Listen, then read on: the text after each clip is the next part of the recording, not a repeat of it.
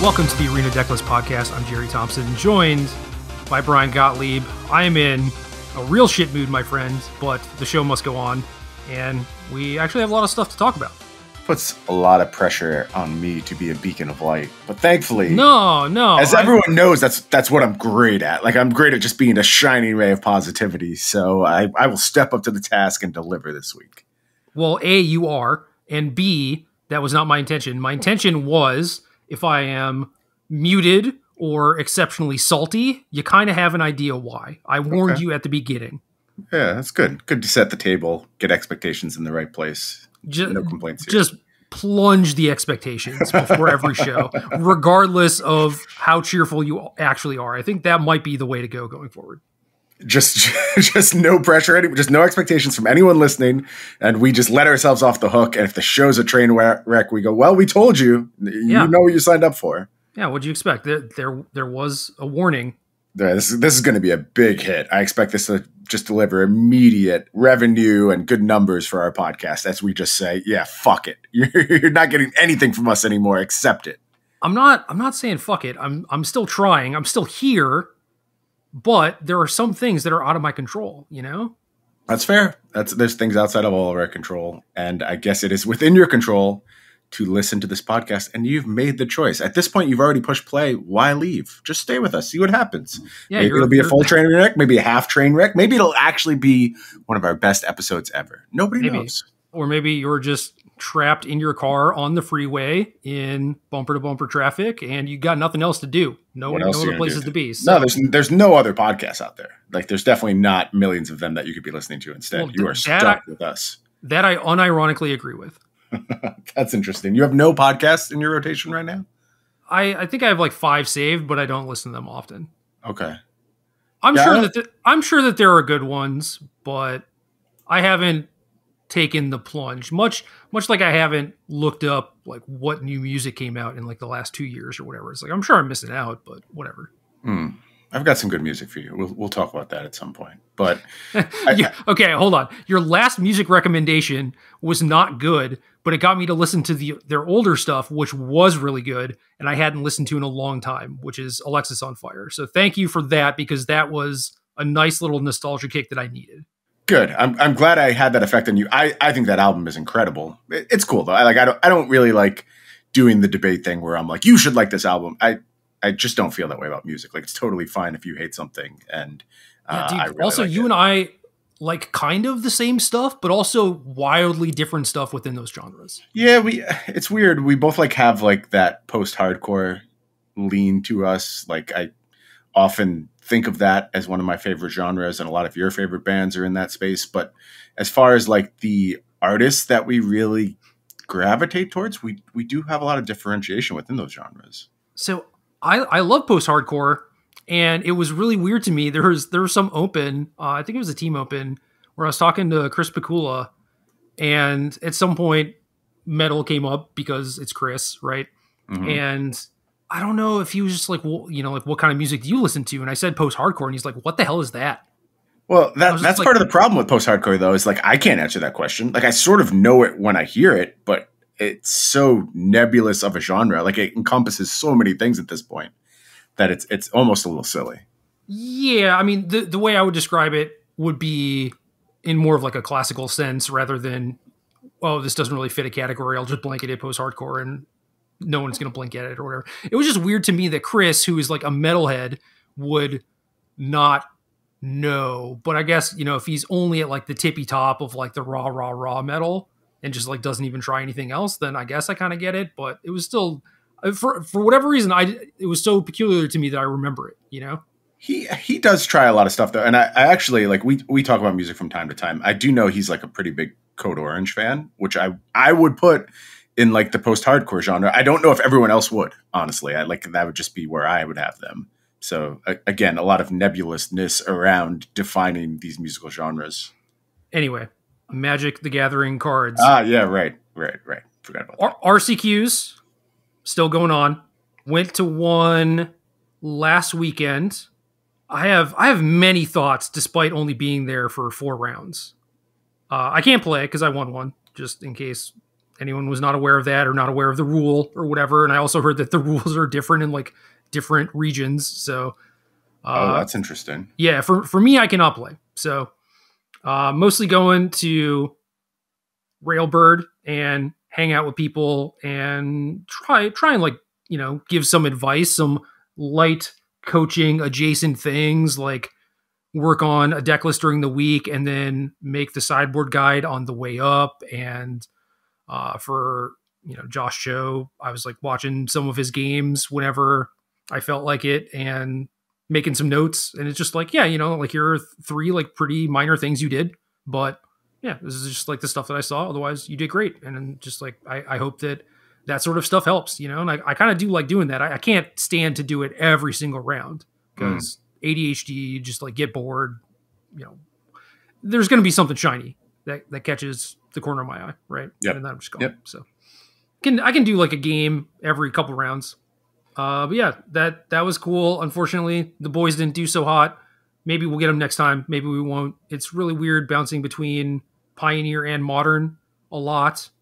I figured out some stuff for Modern. Like I would still be playing 4-color. And if you are an Is It Murktide person, I think you should just be playing Grixis Death Shadow instead for a lot of reasons. I have an article that's basically done, and I think I should probably post it tonight when we're recording on Thursday.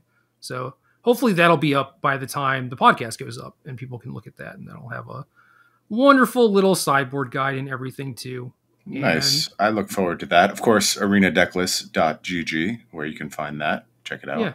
Or .com. That redirects. It's fine. Yeah.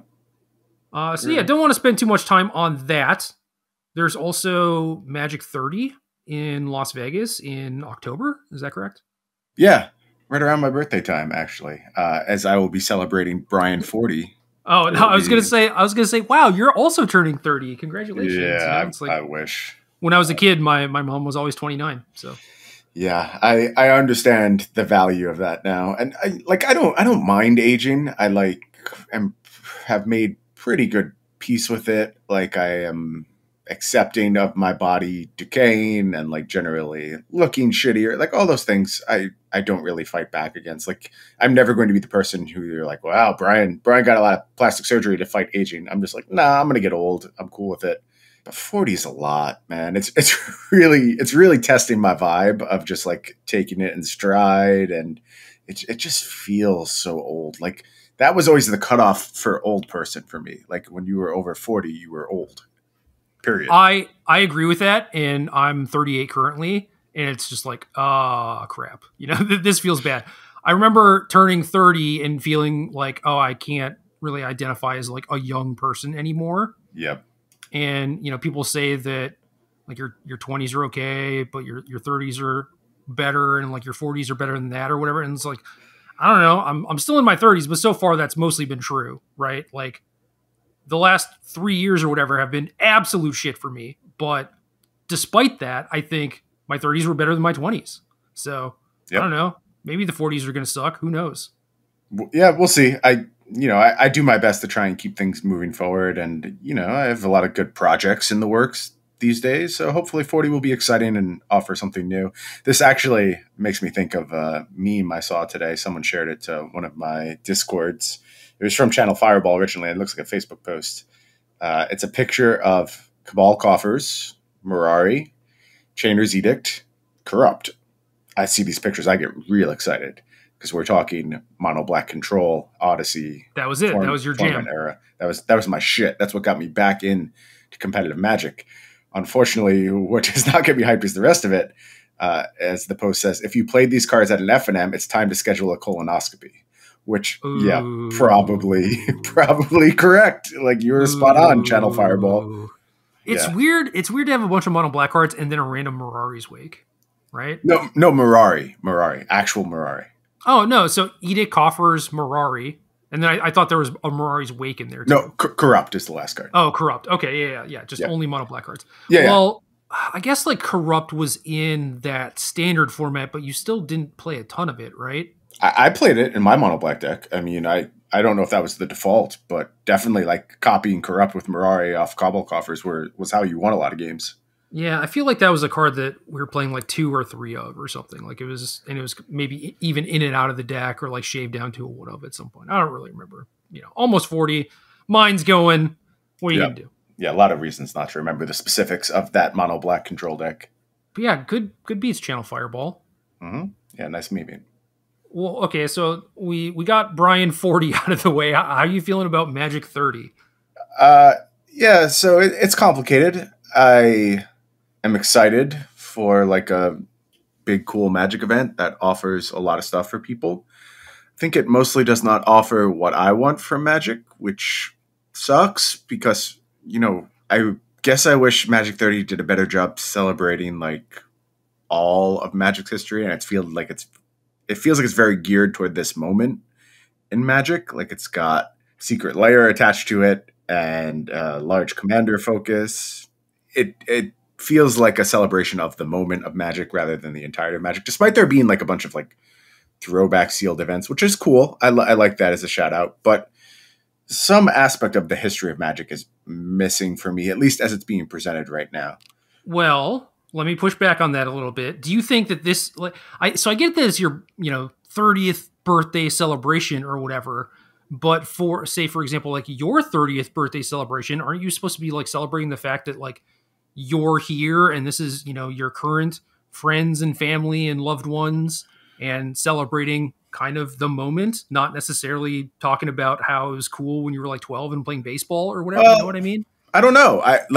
That's an interesting question. I actually just went to a 40th birthday weekend for one of my friends, and we got together in a cabin in Vermont. And, there's some of us from like our core friend group, we're still in touch very regularly, but there's a couple of people we don't see. And I'm talking like from my high school friends, a couple of people we don't see all that regularly.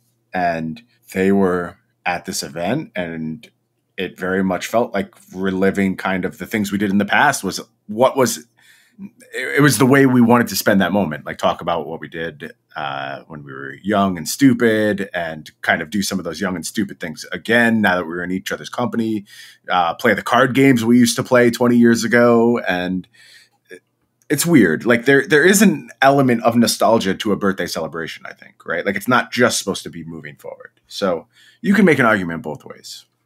All I'm saying is that they did kind of say it was like celebrating the history of Magic or whatever, but I still wasn't even expecting that much. And they're doing some amount of throwback stuff. Like you said, it's just like, I don't know if you're supposed to expect like everything, right? I mean, they're doing some amount of the big sealed stuff, but like say they did stuff from like every block, or, the super sealed stuff where it's like every set of invasion or whatever.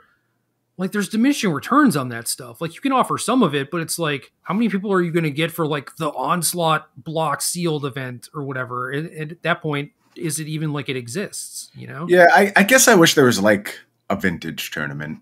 And there are not big ones. Yeah, I guess I want it to be a focal point, but it was never going to be. Like that's not realistic. Like I am trying to reverse engineer a Magic, like what my Magic 30 celebration would look like. Right. And that was never going to be the thing presented here, which is why I'm like not mad about it. It's just like, it is what it is. I don't have any interest in going, really. Like nothing here appeals to me all that much. I don't really want to go to Vegas. I don't want the almost inevitable COVID that would come from it. Although props for requiring vaccination or negative test and masks the entire time. That is like pleasant surprise. Rules. Yeah, I was very happy to see that. And I think that is because Wizards is putting on this tournament themselves, at least as far as I can turn. Like they're doing it with some partnerships, but very much leading the charge, and very, very happy to see that. So big thumbs up there. Other thing that I actually was happy to see, that's going to be kind of weird for me to praise given sort of like my political leanings and my overarching goals for accessibility of the game. God bless capitalism. This is a really expensive event. Like, really expensive. I think it needs to be. I think that's the only way something like this can exist at this point. Like, right. If you're going to shift towards this con model and you don't have the infrastructure in place to support the competitive con and all the churn of cards that comes with it, and the fact that it's like motivating a huge portion of your sales that people cycle through their standard collection every single quarter. And without all of these things, these have to be presented as cons. Now, are they giving enough for the dollar value in terms of like, if this is a con, what are you putting forth?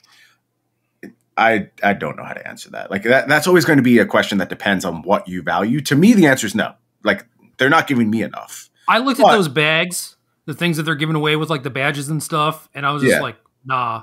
It's just like cleaning out your closet kind of garbage, right? I felt the same way. Some people are going to feel differently, and that's fine. But what it ultimately comes down to is that there is no reason for something like this to exist if it can't make money on selling tickets to it. It'll just never exist again. And that's a function of where we are as far as competitive Magic, how Magic cards are being sold, who the audience is for Magic. This is what it has to be for these events to happen. And they are absolutely extreme luxury events at this point.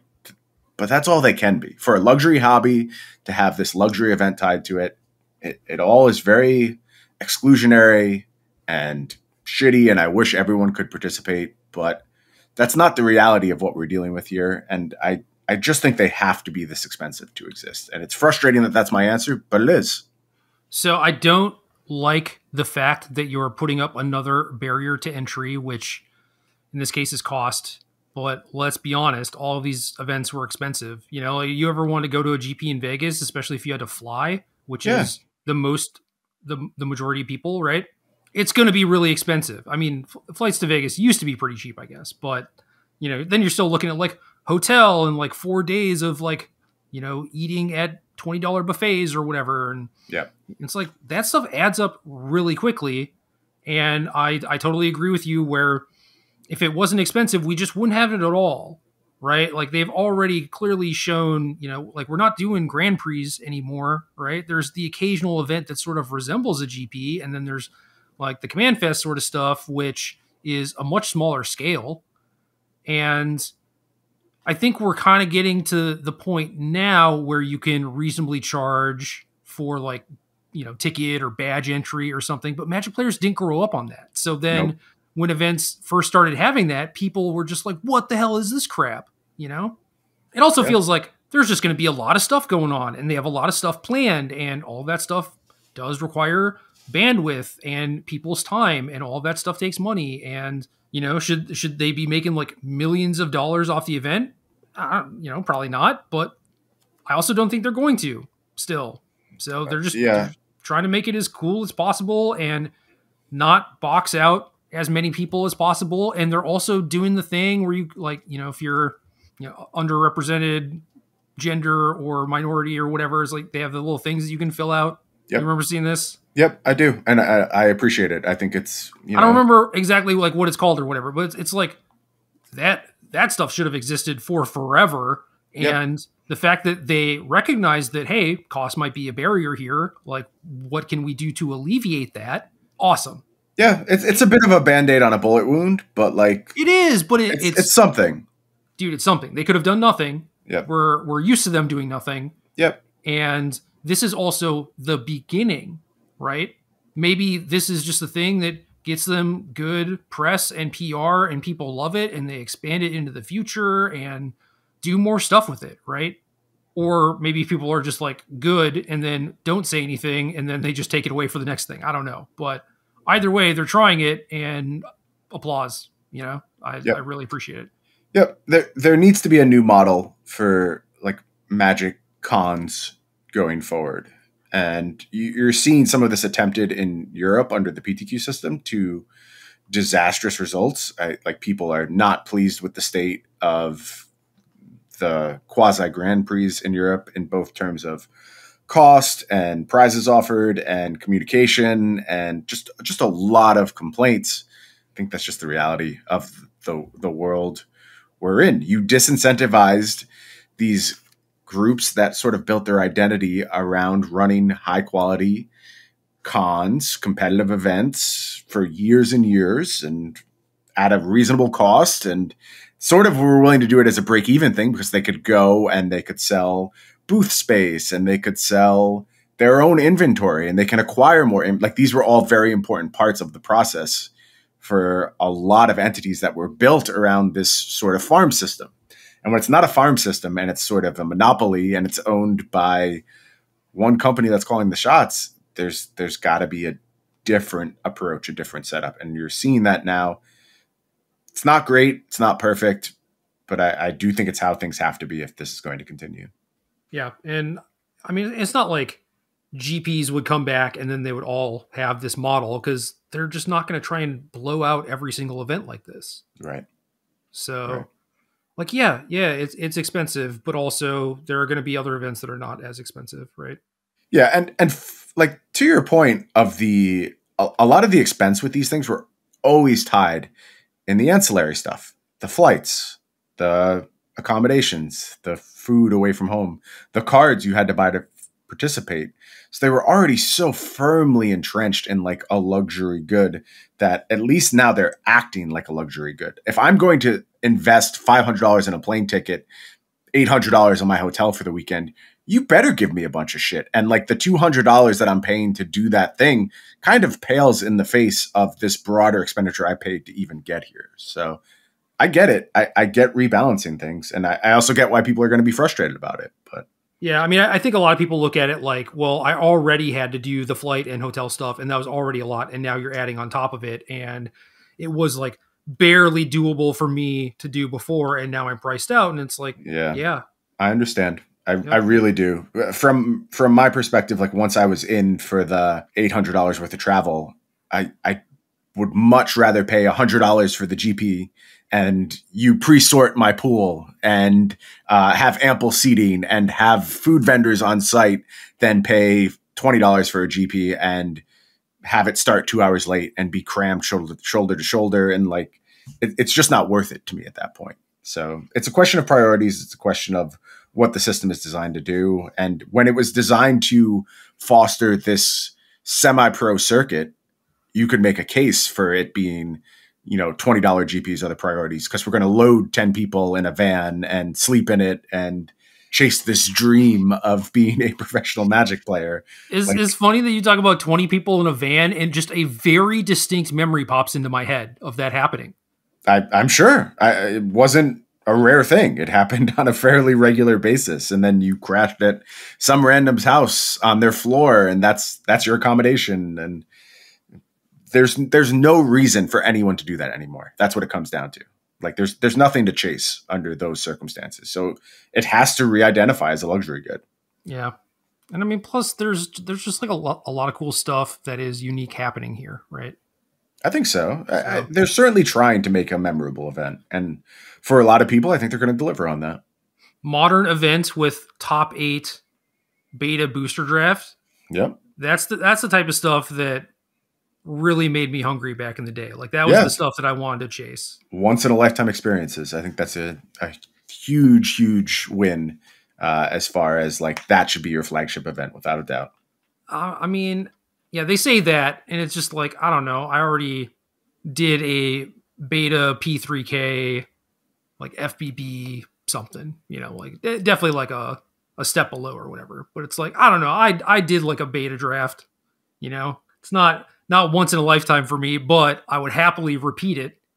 Yeah, you're one, like you're in the 0.0000001% of people who have done that. So yeah, Open to Bayou at the time, for perspective, it was worth about $100. Big score.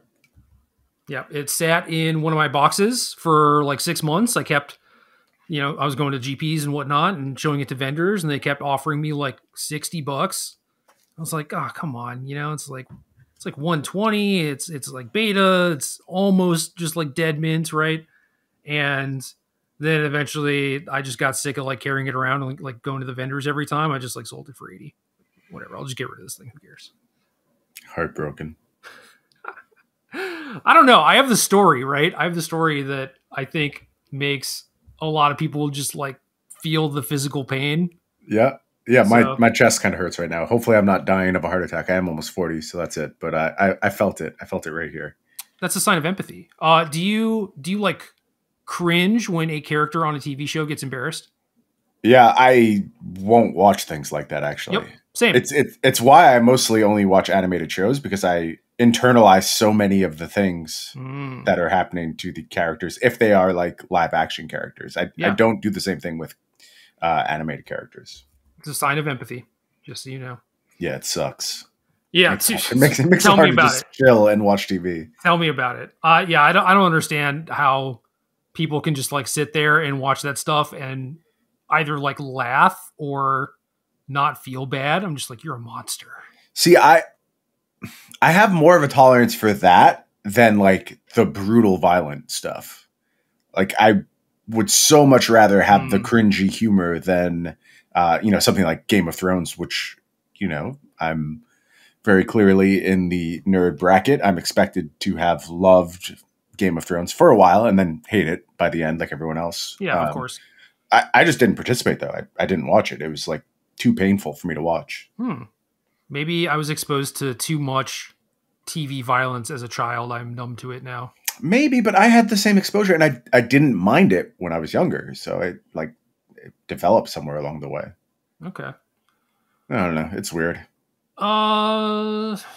Magic 30, lukewarm feelings. Yeah, I think ups and downs. So I think people that can afford to go or that are going to get their voucher or whatever are going to have a good time. And I'm happy about that. I'm sad for the folks that want to go and are priced out. That absolutely sucks. I hope that there is a more affordable event coming to your area soon. Given the state of things, maybe that's not the case. But, maybe you can take the $6, $8, $1,000, whatever that you would spend on flight and hotel and do something better with it. Something maybe tangible that you can have for a while that would give you a lot of enjoyment. Who knows? Yeah. What do you think of like paying to play more casual formats in general, like paying to enter an EDH pod? Obviously, this is not tailored towards us. Like, it's not something you or I would ever do. But it's really hard for me to comprehend why anyone signs up for this experience. Like why are you paying for the privilege of playing this casual format against people you don't know? Like you can just do that. You can just sit at a table and be like, hey, do you want to play this game? And then you're doing it. It's just hard for me to wrap my head around. I don't really understand why these things exist. Like paying to enter the command zone doesn't make sense to me. It does to me because I don't know, man. You go to a party, they charge you cover, right? And what is a party? Something. Yeah, you're exactly. Getting like booze or no, you're getting entertainment. And if the booze is a requisite for you actually having fun, then okay. Then that should, parties should probably have booze if that's what you need. But when you go to a con, it's the same thing where they are paying to get everyone together in the same place. And then at that point, it's like, well, you should pay for the privilege of having someone else get all of your friends in the same place. I think that if you want to just like go to an LGS and use their tabletop stuff, like their 40K stuff, or use their table space for commanders and stuff, I think that it should be normalized that stores can just like charge you money for that. Or at the very least, the players know that they're just using the store space for free and then be more open to the idea of just like buying drinks or chips or cards or whatever, Yeah, I don't disagree with that. I guess like, so you're paying for table space, man, and you're paying for the party. Someone else paid to throw this party. Like, what the hell? What do you mean? Yeah, but you've already paid for the party. That's the thing that's like kind of weird to me, is that you pay to enter this event and then you pay an additional fee to enter the command zone at this event. Well, they could just charge you for everything up top, or they could be like, well, if you're not going for commander, maybe you don't want to pay for the command zone. So yeah, it adds an extra step and makes it kind of weird or whatever. But say I want to pay $100 or whatever a badge is to play some of the modern events or something, but instead they want to charge me like $120 so that everyone else can play commander. That's kind of weird to me. I'm thinking. I'm processing. I'm considering changing my opinion, but I'm going to wait. For now, it still feels weird to me. You make good points, and I'm going to think about them, and maybe I will come back with a different opinion. Also, like, even logically, if you're just like, well, this is silly, let's just all go sit at a table in the lobby or whatever. Like, yeah, I guess you don't have to pay for that, but it should just be sort of normalized that you're, using their venue and their table space, that you should just rent it, Yeah, I guess I just like want to look for a clear service that they're providing. And maybe it is as simple as just like we put you in a pod and pair you. And that's worth it, actually. Like that, the experience of creating like an almost mixer is worth Yeah. It's really hard for me because like you are actively describing my nightmare. Like I do not want you to subject me to random people I do not know to play a game that is extremely like political in its nature and very much focused on like relationship management. Like this just sounds like you are trying to torture me. No, what you're describing is I don't want to play Commander. But yeah. if someone already wants to play Commander, right, and then say I agree. I agree. So I think it is good to offer some amount of service that like pairs you with other people or like gets you together with those people when maybe you flew in by yourself and don't know any people, but like do want to make friends and get to meet people. It's like really hard. Like this is just like a thing for all the Command Fests, right? Is where you're a person who is not a big community member and you go to a Command Fest and it's just like, it's the haves and have nots, man. It's so hard to like get ingratiated into those groups if you're not friend of a friend. So at that point, like, how do you meet people? And then even if you're a CAG member or something, you're hanging out with all of the other like Twitter personalities or CAG people or whatever. And that just means you have even less time to interact with the people who are just there to play Commander and like are not community members. So it's a problem on both sides. Like it's pretty bad actually. Yeah, I was presenting like my view of it, not as I am correct, you are wrong, just as I am fundamentally broken and do not view things this way. And that is why I'm having a hard time. I don't think I can. I really don't. Like, I think I could build Commander decks. I think I could pretty happily build Commander decks and enjoy the process. I do not think I would take any enjoyment out of playing a Commander game. So what if you wanted to play like Ultimate or something and you like, you just move to a place. It's like, are you expected to bring an entire team with you to play? No, they'll just like, put you on someone's team or whatever, right? Yep. That's the best way to do things. That's what the Commander stuff is offering. That's a good way of looking at it. That's a good way of looking at it. And I'm happy that exists for people who want that service.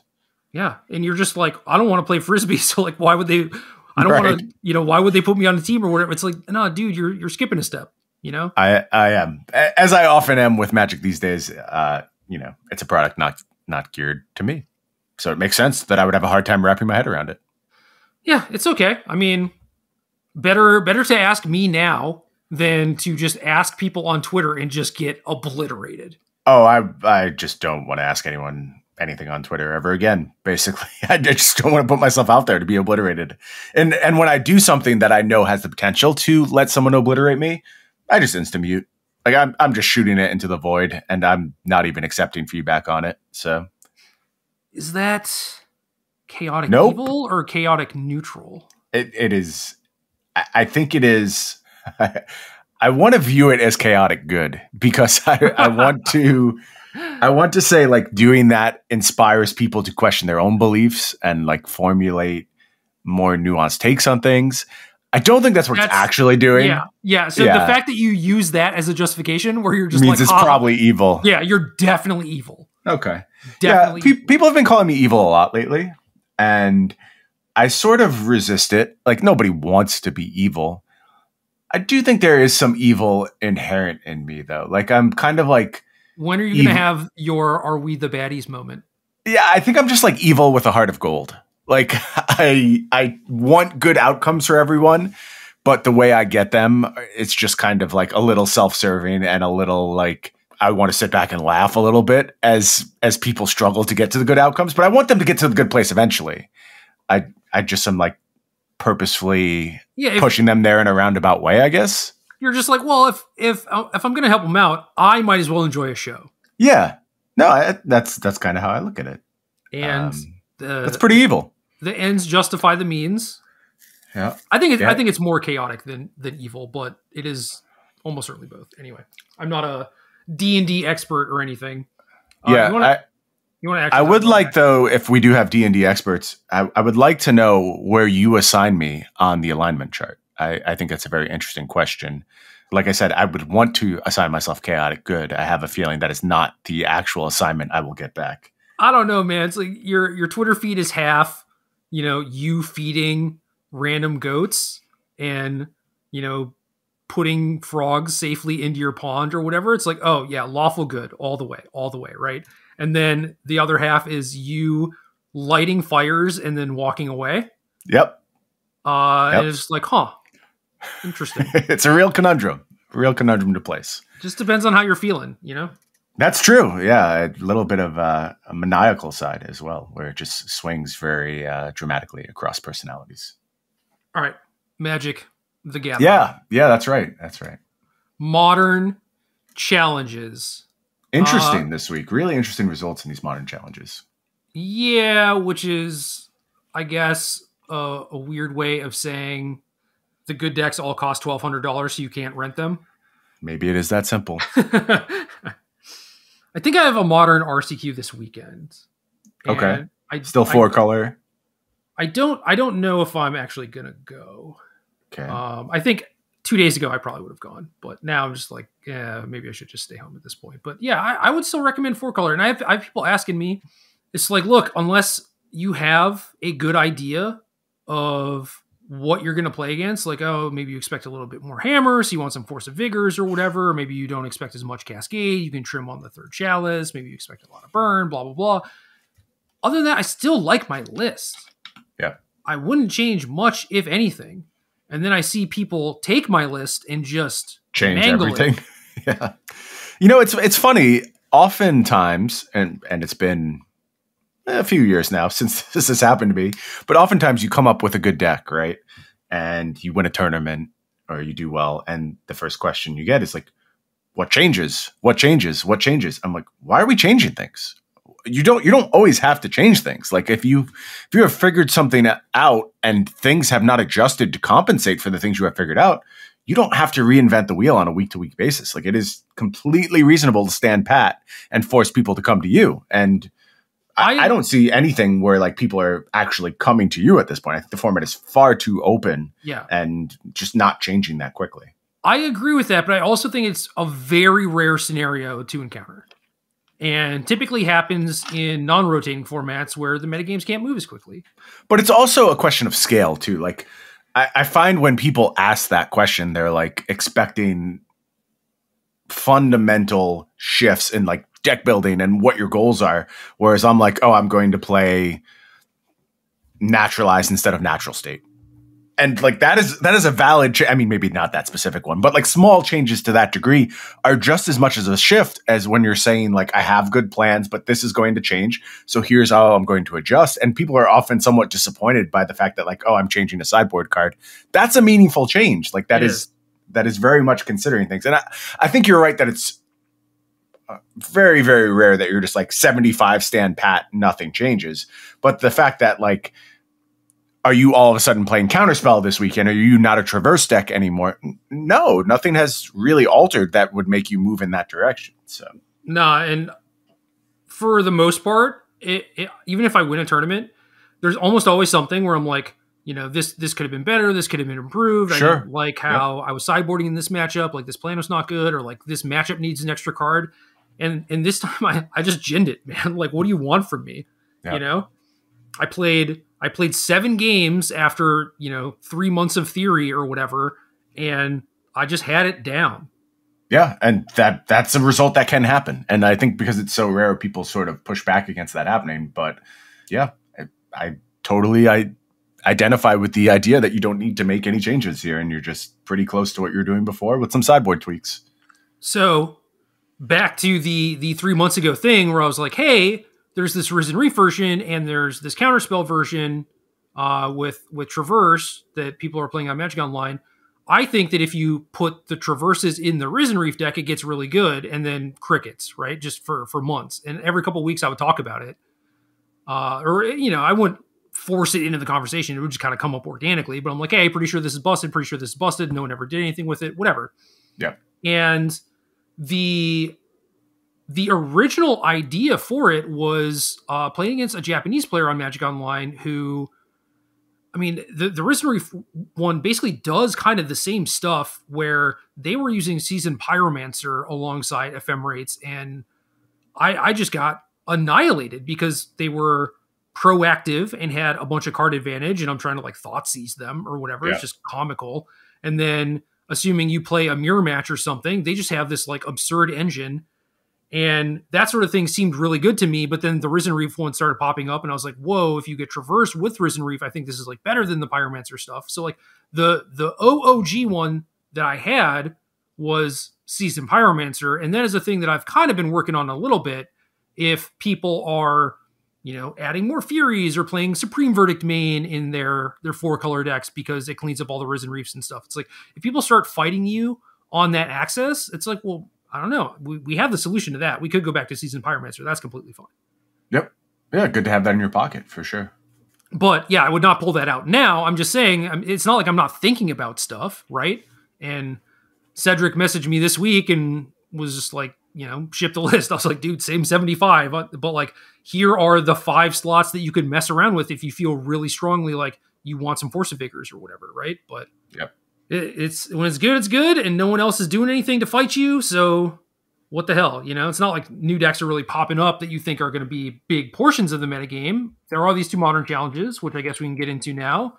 And yeah, because I think the first one transitions really well from this because it does, because this is another thing I've been thinking about. So yeah, first place, Bill's Ive, the Cascade Glimpse of Tomorrow deck with no Yorion, and they have white for Omnath, but that's it. So no Teferis, no Solitudes. And this always struck me as a potential option too, because you're still doing Risen Reef alongside a bunch of pitch elemental stuff, and there are definitely metagames where this thing is better, right? Because you have kind of like this combo kill, and you have a lot more power. And against stuff like Tron, I mean, if they're kind of like beating you up a little bit, you have comeback mechanisms. You have ways to just like blow them out of the water, right? So this is a way that you could also just like potentially go over the top of the traditional Risen Reef mirror matches. Yeah, it looks very much like in the same vein as, I have Traverse, Risen Reef, Ephemerate in my 4-color deck now, except it's sort of taking it to its absolute extreme and just being like, I do this engine better than anyone else does. And nobody can really contest that. And I still get the interaction via Endurance, via Fury, via these quasi-interactive cards that double as part of my engine and payoffs for my engine as well. So it's doing the both sides thing very, very well. I think this deck is cool. I could honestly see myself playing this in a modern tournament because it has some of that like vomit my hand type vibe to it, where it's just like, here's my stuff and it's really good. And I don't know what you're going to do if I'm able to keep this engine going. Right. Not even keep it going, like just do it once. The advantage is so huge that it's hard for really any deck to play through it. So when things are happening like chalices are being trimmed because there hasn't been a bunch of Cascade in the format recently, and counter magic is at a low because you have a deck list that's making people kind of question whether counterspell is worth it. This looks like a really smart shift, and I'm not surprised at all that this deck was able to win this tournament. Yeah, it's interesting because this one has 4 Chancellor of the Forge, and I haven't seen that in every single list, and it's very much a combo-y card where the ways that I would want to build this are just like mid-range first, and then combo, not with a way to like try and OTK people necessarily, but it's just like, I don't know, you combo and like draw a bunch of cards, make a big board presence, gain some life, whatever. Like that's usually good enough. But this one is like, no, we actually need to kill on the same turn, so we're playing 4 Chancellors. And obviously Chancellor doubles as another permanent if it's in your hand, right? You get like the 1/1 token. So I guess it kind of helps there, but it doesn't feel like a necessity to me necessarily. I don't know. I don't know enough to comment on that. I think it's interesting. I also think like playing Seasoned Pyromancer in that spot is interesting for like a lot of the reasons you described previously. So I really don't have any preference as to which one I would want to play. I would try them both. But I just think either way, you're kind of accomplishing these goals and you're presenting this really, really difficult battlefield state for other decks to deal with. And it's cool as hell. I think this is an awesome choice. Add a land. 26 land, yeah. Always safe adding a land, right? It's very rare that that's a bad decision. 25 is not a lot. You want to get to 3. You have 4 Colony Gardens, which you need. And then if you draw 2 green sources, 2 lands that only make green, it's pretty awkward on your Omnath. So you kind of want extra lands there. You have Risen Reef that kind of wants to hit lands. So you just have like a lot of reasons to play an extra land, I think. Do you see a cut in this list? Something you think you could get away with 3 copies of? Or I would probably cut the Chancellors, play like 3 Pyros and another land. Okay. Seems very reasonable. That's off, less than 0 testing. So. Yep. Second place, Rob Gladiator 90. Archon of Cruelty, Indomitable Creativity. Got some Fables in here for tokens and kind of like a backup plan. And folks have started playing Explorer in this deck too. It's cool. I like that ad. It makes sense from like a critical mass perspective and you need some mana to do your stuff perspective. So not super shocked to see that included. I think this deck is fine. I think having Fable as a B plan is like really nice upgrade. Really lets you change the style of games you could play. This is a little bit more fragile than what I'm usually looking for. But again, like this is the type of deck that's going to shine as counter magic is reduced. So I'm not surprised to see this do well. It seems like the right moment for it. Third place, X Rick Sanchez X. Tron. Nothing too spicy. 3 Warping Whale. Always like Warping Whale in Tron. Cascade decks, big problem. Yeah, I think it's a cool option to keep in mind. And then sideboard stuff, you have access to it via Karn the Great Creator. A lot of cool answers here. You do have your Chalice. You do have things like Sundering Titan, which has become a strangely relevant card again. So yeah, cool stuff here. Yeah, one of the first lists I saw after I won the RCQ was basically the same deck, except they had a Sundering Titan in the sideboard. And it's like, you asshole, Got him. It's funny because it's not even necessarily better than Emrakul, right? But it's gonna feel a lot better. Like when you get them though, you get them hard. Oh yeah, and we have Cavern Souls too, right? So yep. But it's still just like, is this actually necessary? Obviously, it's good, and you get like another big thing. But like, come on. Anyway, Tuhan, 4th place, 80 card humans with Urza Saga with a Pithing Needle and a Shadow Spear. Other than that, kind of normal, I guess, like Solitudes. No Pyre of Heroes or anything like that. Yeah, this does not strike me as like kind of normal, but maybe I just haven't done a good enough job keeping up with like how Humans is being built right now. Like it's normal-ish. I think that this is probably the less popular one, but also Humans is just not very popular, right? So Right. I think that's what I'm getting at. But I think this list is cool as hell. Like the idea of having the Imperial Recruiter toolbox, quote unquote toolbox. Like it's a very small toolbox, which I appreciate, by the way. Just like Deputy of Detention, Turok, and that's about it as far as bullets. And obviously like just the stuff you usually play, you can go get with. So I like that. I like Adeline being a really good way to avoid some commonly played removal spells, to add a little bit more threat to the deck. 80 cards is cool. I kind of believe in the capacity for these Ether Vial decks to exist in that way, given Legacy, 80 card Death and Taxes. This reminds me a lot of that deck. So I like this evolution of Humans. This is way more interesting to me than where Humans was a few months ago in terms of like getting me to actually play with this deck. I like Humans. If I were not qualified, I likely would have played Humans in an RCQ at this point, just because I like the deck, and I think it's pretty reasonable right now. But it's funny because the deck has mostly phased out because it's underpowered compared to everything else. And then you're talking about going to 80 cards and it not being that bad. But the way that you win when you're underpowered is by ensuring that you have a Vial or maybe even like a Champion of the Parish or a Noble Hierarch on turn 1. And there are some matchups where Esper Sentinel on 1 is good enough. But like if you don't have a 1-drop, you basically have to mulligan, and your deck is so much better when that 1-drop is Ether Vial compared to everything else that I don't know, man. It's just so weird to me to just be like, yeah, let's jam a Urian because I really want to play Mantis Rider or whatever and don't know what to cut. I guess they actually cut Mantis Rider. They cut Mantis Rider. What if your 1-drop was Shadow Spear or Pithing Needle? Then you're just way ahead of the game. Are you? Or is that putting you even further behind the game? It's putting you further behind. But I just love the toolboxy nature of this deck. Like I'm speaking from my own desire to play the deck. Right. Something like this is way more enticing to me than like traditional humans lists where it's linear isn't exactly fair. Like humans is certainly high skill cap, a lot of decision trees.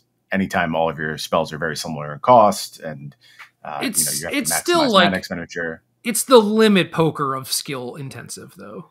Yeah, that's reasonable. I mean?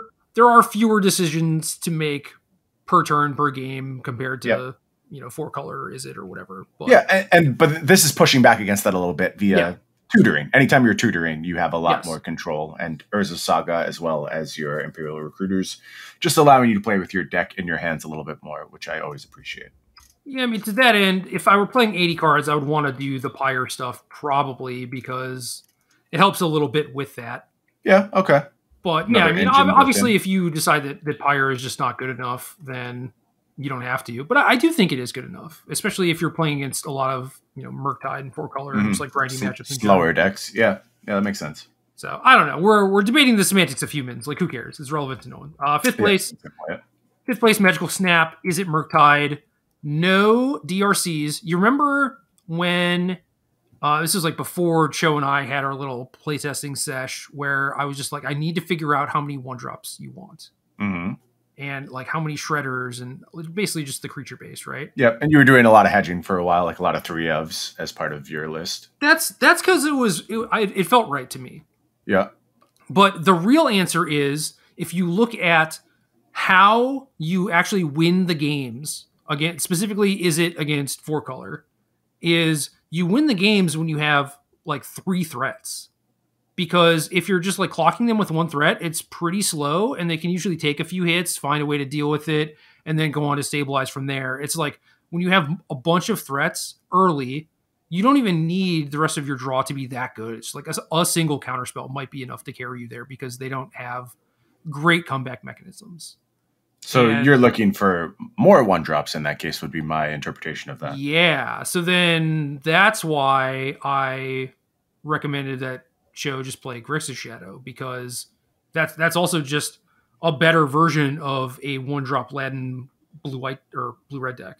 And then I had issues with Counterspell already, and then you just have like Drown instead. Thoughtseize plays good with the 1-drops. I was just like, yeah, this just makes sense. Like I knew that Grixis had a slightly better 4-color matchup, but then after playing the games and figuring out what your best plan to beat them was and everything, it's just like, okay, yeah, this actually just makes sense. And then also got to sort of like craft the main deck and the sideboard with ways to help that stuff out, where it's just like, yeah, cut Gigantha, play Seasoned Pyromancer is a thing that is proactive, makes bodies, but also gives you a little bit of card advantage and card filtering, like going into the mid to late, because sometimes the games do go long and everything. So like, I think I figured it out as far as that is concerned. But obviously, you're not expecting a lot of 4-color, cutting the DRCs, playing like Max Shredders. Like that's just going to make you a little bit more robust in mirrors and stuff. So I get it.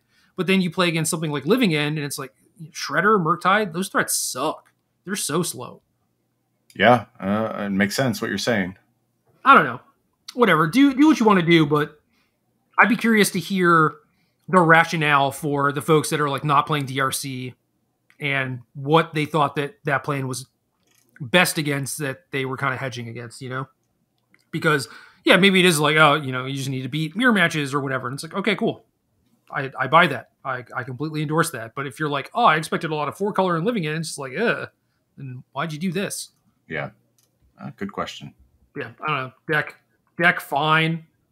Prefer Grixis slightly, but metagame call. Good number of copies of Is It this week across these 2 challenges. We're going to see a lot more of it, which is interesting given like how I'm talking about how I believe the first and second place decks to be like particularly well positioned when counter magic becomes less of a thing. But if you actually look at how this bracket breaks down, they just did a good job of dodging these decks for the most part in the top 8. So I'd be interested to know their path to these eventual first and second place finishes.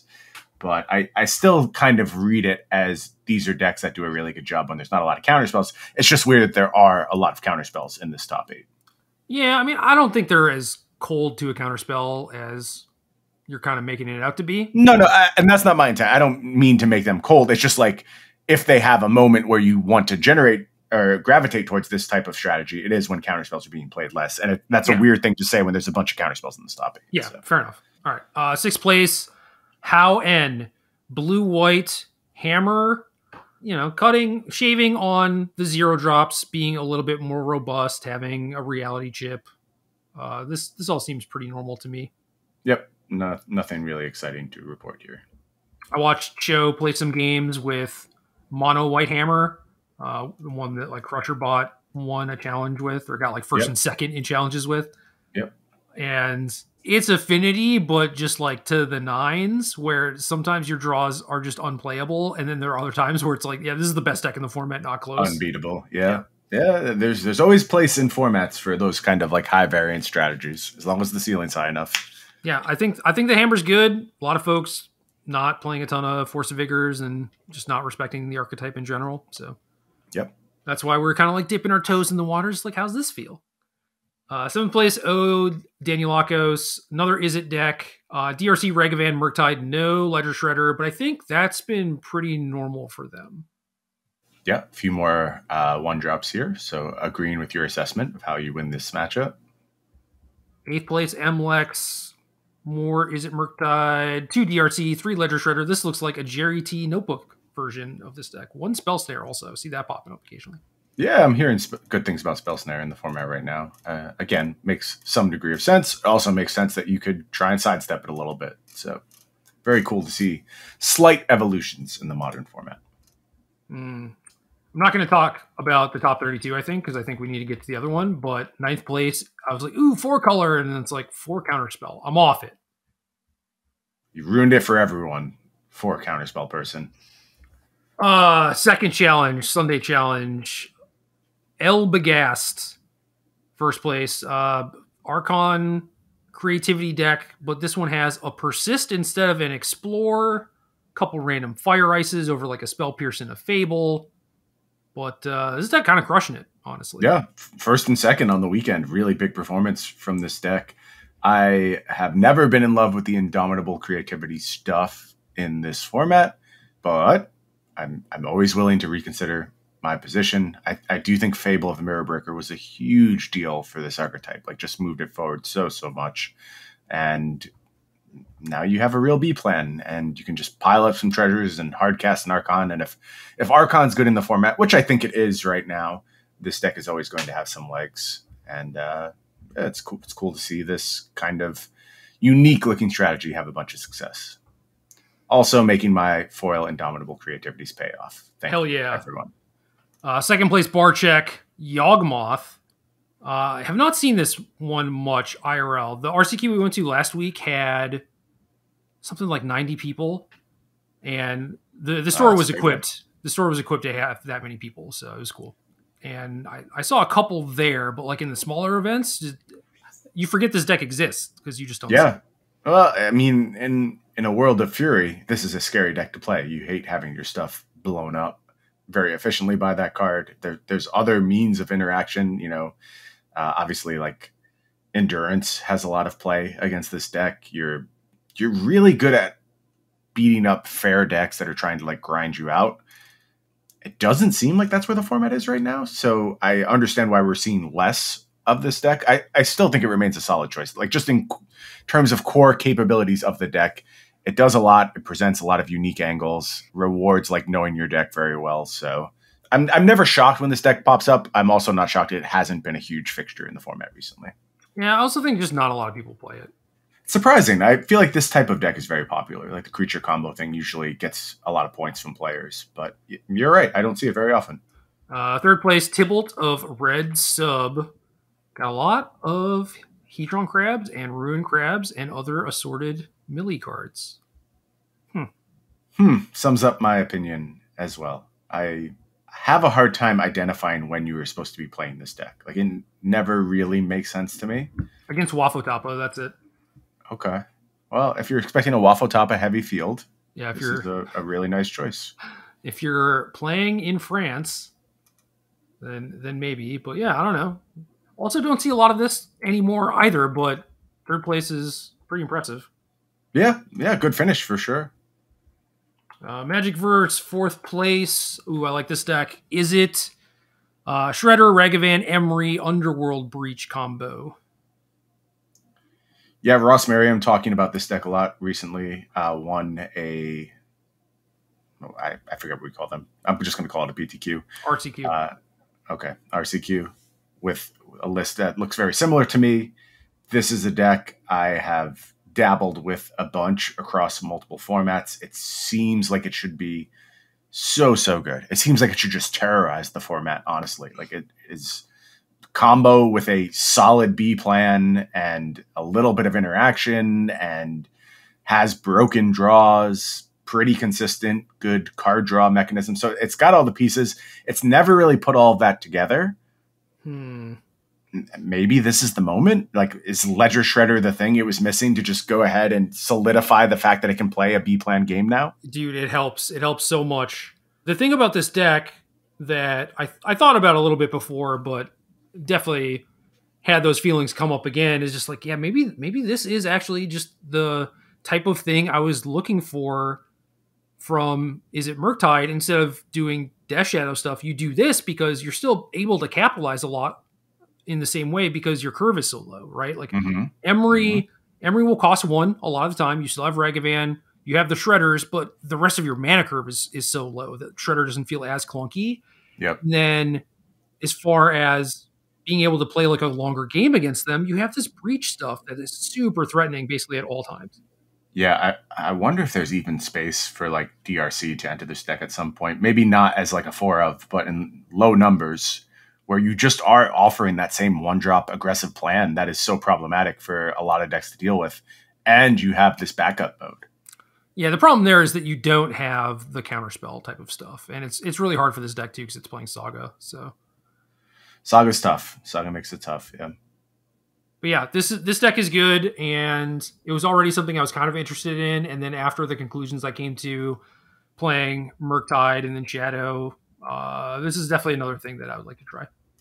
Cool. Yeah, I can see myself playing this as well. GYYBY297, 5th place.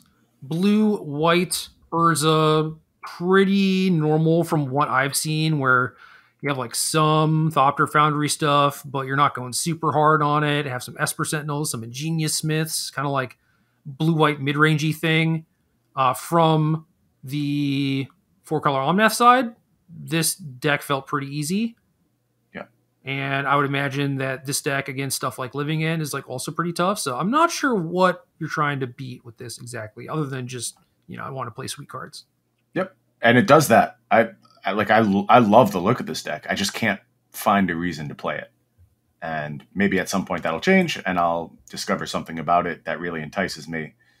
As it stands now, I think your assessment is exactly right. I don't know what you're supposed to be beating with this. So, and until I figure that out, I can't advise people to play it. Ooh, okay, here we go. 6th place, McWinsauce, Grixis Death Shadow. They're playing 4 Shadow, 3 DRC.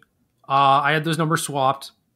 Down to 1 Croxa. I think that's fine. I still had 2, but I get it. 1 Dress Down main. No Lightning Bolts, playing 2 Fatal Push, 2 Terminate. I like that a lot. I had 2 Push and I think a Dreadbore. But overall, like pretty similar list. I was playing the 20th land. I really like the 20th land, especially with like the extra Croxa, and I had Seasoned Pyromancer and stuff. So the other big difference was I like cut the Gigantha because I was just like, this is, I don't see how this translates to a win at any point. And so then I was like, well, what is it making it so we can't play? And I found a lot of good options. I was like, all right, I'm cutting this thing. Interesting. You're kind of on an island as far as that goes, but you've always been sort of anti-Gigantha, I would say. Like, I think you've always leaned in the direction of show me value from this slot, not just take the free roll. Dude, especially once it starts costing 8 mana, I was like, come on. Unless this is like an actual free roll, I am not about it. And in this deck, you can grind with people, right? You're playing a Thoughtseize deck. You have Drown in the Log, bunch of spot removal. I can totally see games where it comes down to top decking, and then Gigantha is there to maybe not save the day, but at least offer something. Yeah, right? And then that's great. And then like just played a bunch of games, and it just repeatedly didn't do anything. So I was like, all right, this is all I need. I don't need much more to convince me to actually like cut this thing. I think it's not supposed to do anything the vast majority of the time. And then like It is the only card that can win you some games at such a low cost. And it can happen in any matchup just by virtue of the way it plays out. So its absence is very, very stark when you don't have it, where you're just like, oh, in this spot, I would have been able to get Giganta and this game would have turned. It's just very hard to point to the opposite end of, oh, if I had this extra sideboard slot, maybe I would have drawn this one pithing needle or whatever it may be, and then that would have turned the game in my favor.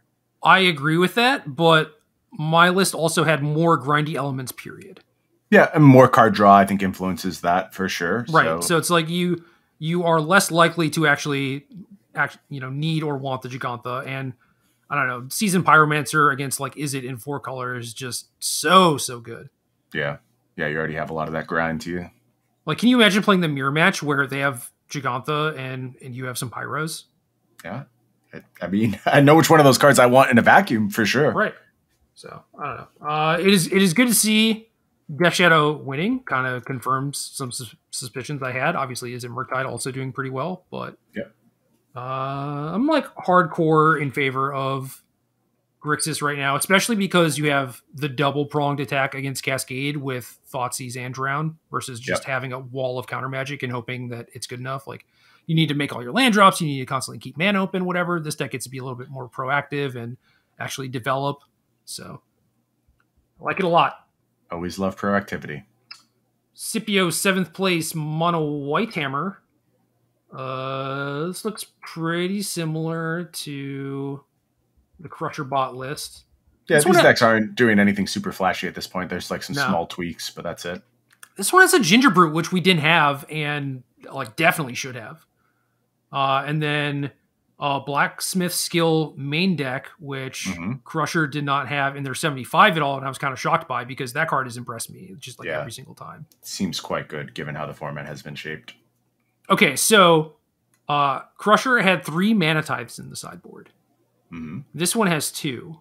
And then as we were playing matches, it was just like, what are we bringing Mana Tithe in against?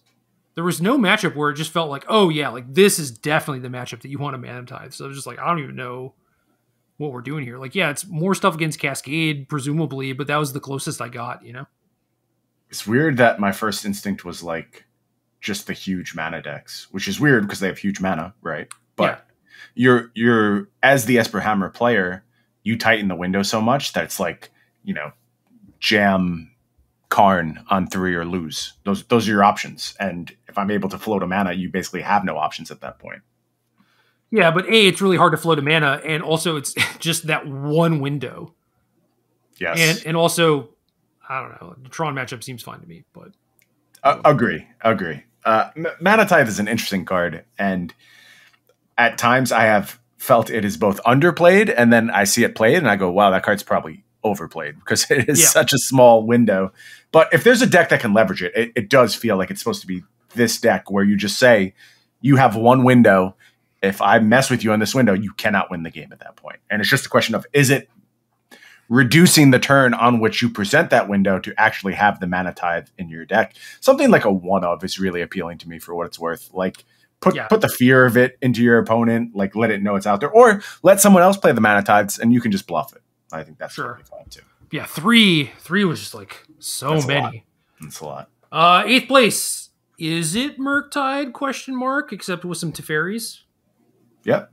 I don't have any real takeaway from that. It seems pretty low cost.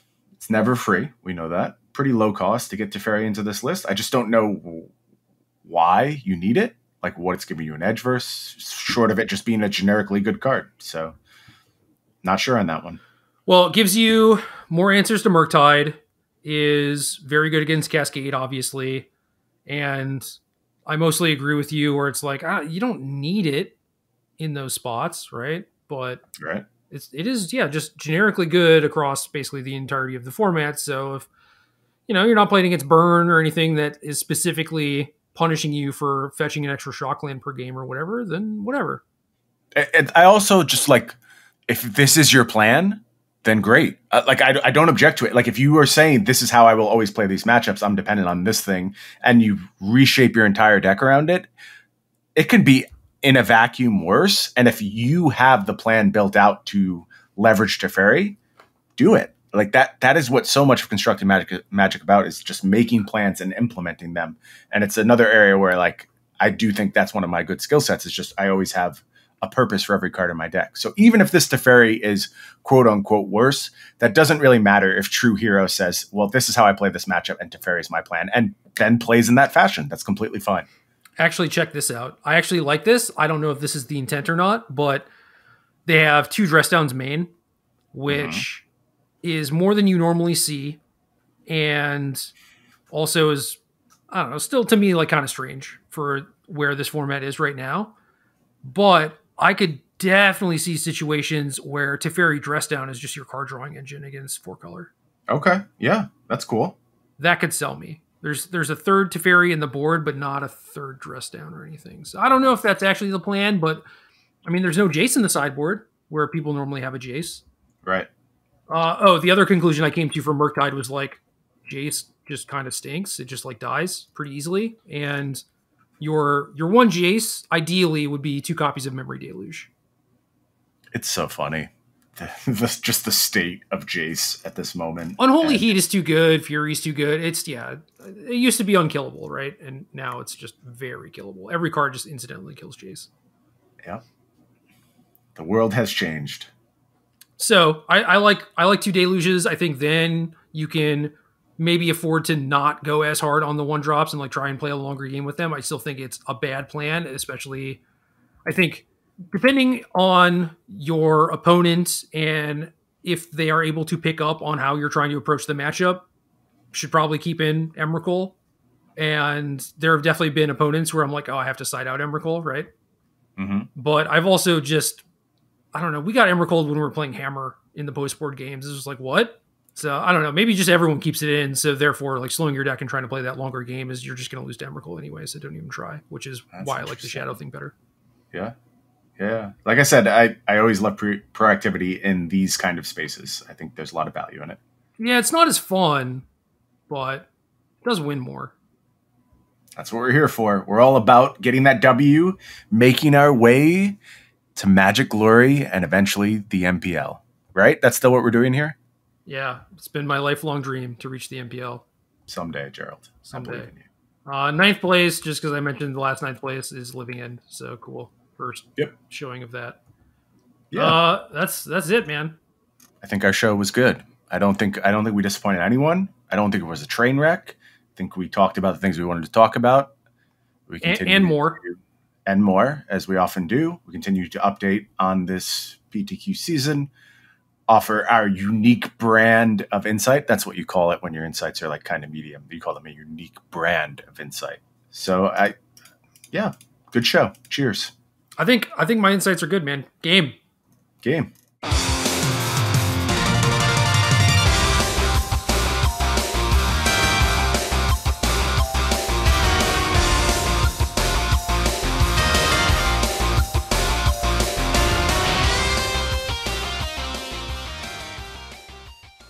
Good luck.